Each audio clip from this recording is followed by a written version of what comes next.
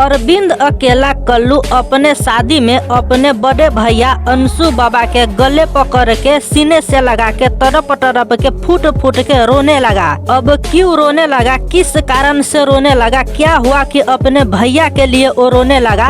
देखिए, इस संसार में एक इंसान के अगर सबसे अच्छा और सच्चा मित्र है तो वो है भाई। हर वक्त में हर समय साथ देता है भाई में बंटवारा होने के डर से ही अरविंद अकेला कल्लू अपने भैया के लिए तड़प तड़प के सीने से लगा के रोने लगा। क्योंकि इस धरती पर और प्रकृति के नियम है कि शादी के बाद अपने भाई से अलग हो जाता है। अलग होने के डर से ही अरविंद अकेला कल्लू जी अपने भैया के गले से लगा के फूट फूट के रोने लगा।